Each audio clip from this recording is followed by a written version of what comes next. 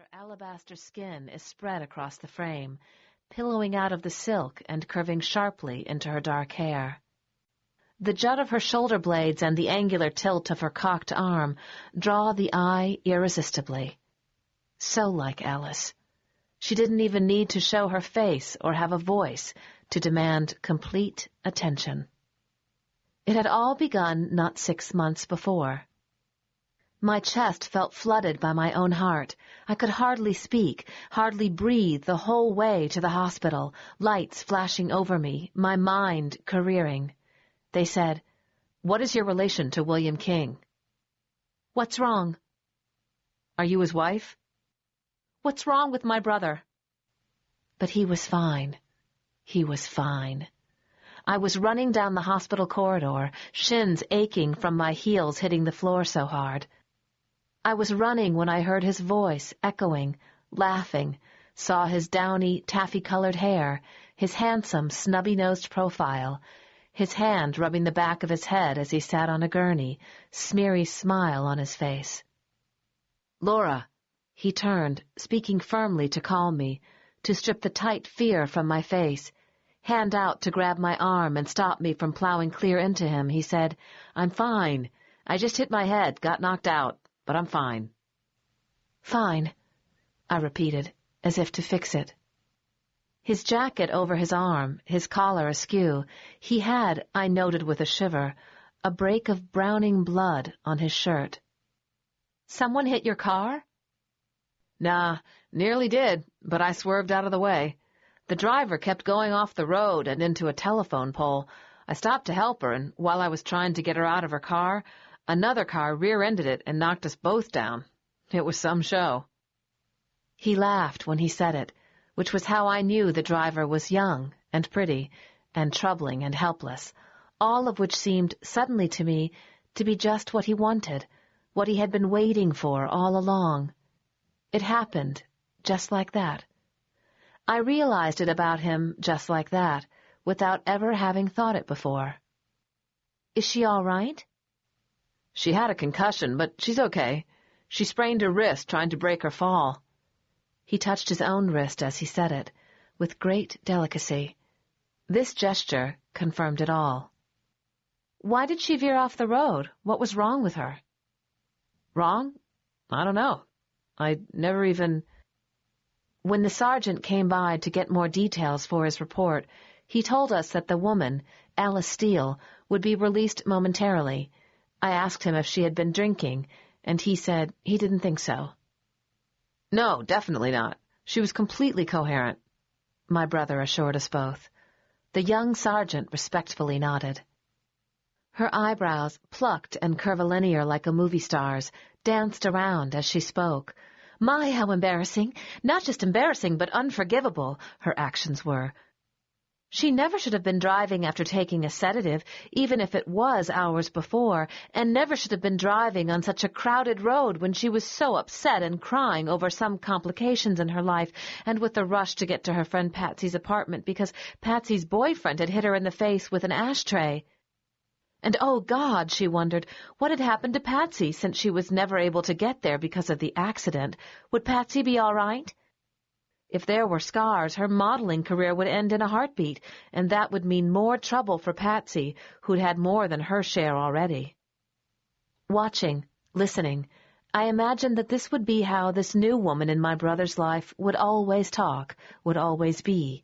As it turned out, however, she rarely spoke so hazardously, so immoderately.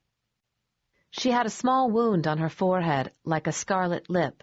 It was this wound, I calculated, that had flowed onto my brother's shirt front. A nurse was sewing stitches into it with long, sloping strokes. The entire time, she spoke to me. I tried not to watch too closely as the wound transmuted from labial, soft and deep red, to a thin, sharp, cross-hatched line with only a trace of pucker. The nurse kept murmuring, don't move," as Alice gestured, twisting with every turn of phrase, never wincing, only offering an occasional squint at the inconvenience. Lora King," I answered. "You're the wife of my knight in shining armor?" "No, the sister." I'm Alice. Alice Steele. You're smiling. No, not at you. Where is that heroic brother of yours, anyway? Don't tell me he's left. No, he's here. He's waiting. A smile appeared quickly and then disappeared, as if she decided it gave away too much, as if she thought I didn't know. The three of us in my sedan. I drove them to Bill's car, which was unharmed. I knew he would offer to drive her home, and he did, and they vanished into his sturdy Chevy like circling dangers. Patty Page trilled from the radio of his car as it drove off. I sat and listened until I couldn't hear it any longer. Then I drove home. At first, it was the pretext of checking on her recovery. Then it was his friend Alice who needed a ride to the studio where she worked in the costume department as a seamstress's assistant. She lived with a girlfriend named Joan in a rooming house somewhere downtown. Then it was Alice who had bought him the new tie he wore, with the thin periwinkle stripe. Next, it was Alice with whom he'd had chop suey because he happened to be by the studio around lunchtime.